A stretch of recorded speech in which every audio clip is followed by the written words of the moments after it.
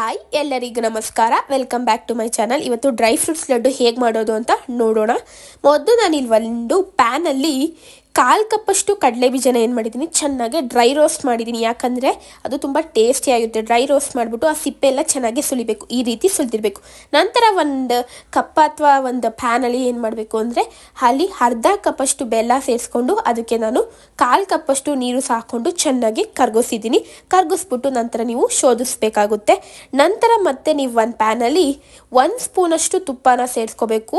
ನಂತರ ಅರ್ಧ ಕಪ್ಪಷ್ಟು ವಾಲ್ನಟ್ಟು, 2 ಸ್ಪೂನಷ್ಟು ಬಾದಾಮಿ ಸೇರಿಸ್ಕೊಂಡಿದ್ದೀನಿ.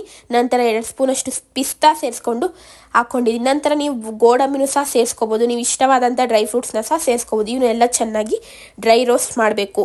ಮತ್ತು ನಿಮ್ಗೆ ಯಾವುದನ್ನು ಸೇರಿಸ್ಕೊಳ್ಳಿ. ನಂತರ ನಾನಿಲ್ಲಿ 1/4 ಕಪ್ಪಷ್ಟು ಕೊಬ್ಬರಿನ ಸೇರಿಸ್ಕೊಂಡಿದ್ದೀನಿ. ಕೊಬ್ಬರಿ ತುರಿನ ಸೇರಿಸ್ಕೋಬೇಕು. ನೀವು ಕಾಯಿನೂ ಸಹ ಚೆನ್ನಾಗಿ ತುರಿದ್ಬಿಟ್ಟು ಸೇರಿಸ್ಕೋಬೋದು. ನಂತರ ಇಲ್ಲಿ ಡ್ರೈ ಆ್ಯಪ್ರಿಕಾಟ್ಸ್ನ ಸೇರಿಸ್ಕೊಂಡಿದ್ದೀನಿ. ಮತ್ತು ಇನ್ನೊಂದು ಆ್ಯಪ್ರಿಕಾಟ್ಸ್ ಸಿಗುತ್ತೆ, 2 ಟೈಪ್ಸ್ ಆಫ್ ಆ್ಯಪ್ರಿಕಾಟ್ಸ್. ಯಾವ್ದು ನಿಮ್ಗೆ ಸಿಗುತ್ತೋ ಅದನ್ನು ಸೇರಿಸ್ಕೊಳ್ಳಿ. ನಂತರ ಇದನ್ನೆಲ್ಲ ಸೀಡ್ನೆಲ್ಲ ರಿಮೂವ್ ಮಾಡಿದ್ದೀನಿ, ಸಣ್ಣ ಸಣ್ಣಕ್ಕೆ ಕಟ್ ಮಾಡ್ಕೊಂಡಿದ್ದೀನಿ. ಇದು ನೋಡಿ ಒಂಥರ ಆ್ಯಪ್ರಿಕಾಟ್ಸ್, ಇನ್ನೊಂದು ಇದನ್ನು ಸಹ ಸೇರಿಸ್ಕೊಂಡು ಏನು ಮಾಡಿದ್ದೀನಿ, ಸಣ್ಣ ಸಣ್ಣಕ್ಕೆ ಕಟ್ ಮಾಡಿದ್ದೀನಿ. ಈ ರೀತಿ ಸಣ್ಣ ಸಣ್ಣಕ್ಕೆ ಕಟ್ ಮಾಡ್ಕೊಳ್ಳಿ, ಅಥವಾ ಮಿಕ್ಸಿ ಜಾರಲ್ಲಿ ಹಾಕ್ಕೊಂಡು ರುಬ್ಕೋಬೋದು. ಒಬ್ಬೊಬ್ರು ಈ ರೀತಿ ಇಷ್ಟಪಡ್ತಾರೆ, ಅದಕ್ಕೋಸ್ಕರ ನಾನು ಈ ರೀತಿ ಮಾಡಿದ್ದೀನಿ. ನಾನು ಸಹ ಏನು ಮಾಡಿದ್ದೀನಿ ಅಂದರೆ, ತುಂಬ ಸಣ್ಣ ಸಣ್ಣ ಕಟ್ ಮಾಡಿಕೊಂಡು ತಿನ್ನೋಕ್ಕೆ ಇಷ್ಟಪಡ್ತೀನಿ, ತುಂಬ ಗ್ರೈಂಡ್ ಮಾಡಿಬಿಟ್ಟು ತಿನ್ನೋಕ್ಕೆ ಇಷ್ಟಪಡಲ್ಲ. ನಂತರ ಇದು ಪಿಕ್ಸ್ ಅಂಜೂರ ಅಂತ ಹೇಳ್ತಾರಲ್ಲ, ಅದನ್ನು ಸಹ ಸೇರಿಸ್ಕೊಂಡಿದ್ದೀನಿ. ಇದನ್ನು ಸಹ ಸಣ್ಣ ಸಣ್ಣಕ್ಕೆ ಕಟ್ ಮಾಡೋಕ್ಕೆ ಮೊದಲು ಕಟ್ ಮಾಡೋಕ್ಕೆ ಟ್ರೈ ಮಾಡಿದೆ, ಬಟ್ ಯಾಕೋ ಆಗಿಲ್ಲ ಅಂದ್ಬಿಟ್ಟು ಏನು ಮಾಡಿದೆ, ಅದನ್ನು ಮುರಿದು ಈ ರೀತಿ ಸಣ್ಣ ಸಣ್ಣಕ್ಕೆ ಪೀಸ್ ಮಾಡ್ಕೊಂಡಿದ್ದೀನಿ. ನಂತರ ಒಂದು ಮಿಕ್ಸಿ ಜಾರಲ್ಲಿ ನಾವು ರೋಸ್ಟ್ ಮಾಡಿರೋಂಥ ಡ್ರೈ ಫ್ರೂಟ್ಸು ಮತ್ತು ಕೊಬ್ಬರಿ ಅವನ್ನೆಲ್ಲನೂ ಸಹ ಏನು ಮಾಡಿದ್ದೀನಿ, ಹಾಕ್ಬಿಟ್ಟು ಒಂದು ಬ್ಲೆಂಡರಲ್ಲಿ ಒಂದು ಮಿಕ್ಸಿ ಮಾಡ್ಕೊಂಡು ಬರಬೇಕಾಗುತ್ತೆ. ಇದಕ್ಕೆ ನಾನು ಎಕ್ಸ್ಟ್ರಾ ದ್ರಾಕ್ಷಿನೂ ಸಹ ಸೇರಿಸ್ಕೋಬೋದು.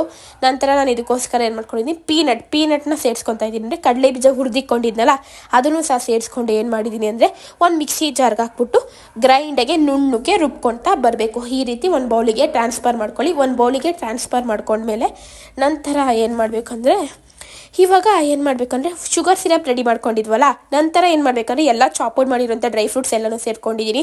ನಂತರ ನಾನು ದ್ರಾಕ್ಷಿನೂ ಸಹ ಹಾಕ್ಕೊಂಡಿದ್ದೀನಿ.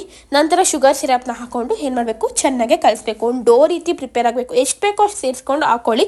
ಶುಗರ್ ಸಿರಪ್ ಇಷ್ಟಪಡದಿರೋರು ಗೀನ ಹಾಕ್ಕೊಂಡು ಕಲಿಸ್ಕೋಬೋದು. ಈ ರೀತಿ ಮಾಡಿಕೊಂಡು ಒಂದೊಂದು ಬಾಲ್ ನಿಮ್ಗೆ ಎಷ್ಟು ಶೇಪಿಗೆ ಬೇಕೋ, ಮೀಡಿಯಮ್ ಸೈಜಿಗೆ ಬೇಕಾ, ದಪ್ಪಗೆ ಬೇಕಾ, ಯಾವ ಸೈಜಿಗೆ ಬೇಕೋ ಮಾಡ್ಕೊಳ್ಳಿ. ನಾನು ಮೀಡಿಯಮ್ ಸೈಜ್ ಲಡ್ಡೂಸ್ ಮಾಡ್ಕೊಂಡಿದ್ದೀನಿ. ತುಂಬ ಚೆನ್ನಾಗಿದ್ದು ಟೇಸ್ಟು, ರೆಡಿ ಟು ಸರ್ವ್. ಇದನ್ನು ಡೈಲಿ ಒಂದೊಂದು ತಿನ್ಕೊ ಬಂದರೆ ನಿಮಗೆ ಹೇರ್ ಲಾಸ್ ಆಗಲಿ ಯಾವುದಾದ್ರೂ ಸಹ ನಿಮಗೆ ತುಂಬ